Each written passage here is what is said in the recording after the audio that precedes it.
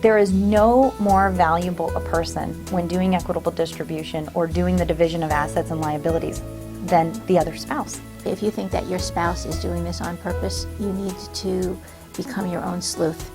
It is a question of digging deep and going around the house and pulling out records and keeping your eyes and ears open.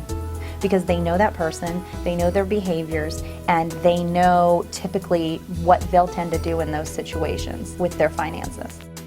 People come into me and they tell me, oh, he's been spending a lot of money, oh, she's been spending a lot of money, and it needs to be quantified. I've won cases based on showing someone asks for $20,000 a month in alimony.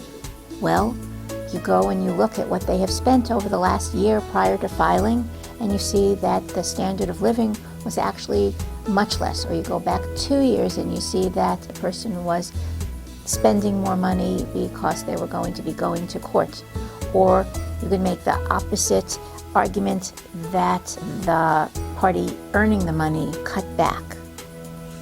You need an accountant who's going to go to court, a forensic accountant who's familiar with the language, someone who's familiar with the valuation of businesses, someone who's familiar with ferreting out the dissipation of assets to see if somebody has been stealing, somebody has been secreting assets. I use different forensic accountants based on what I believe their strengths are. We employ the appropriate people.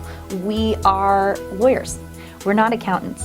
And there are people and accountants who are specifically gifted at doing this.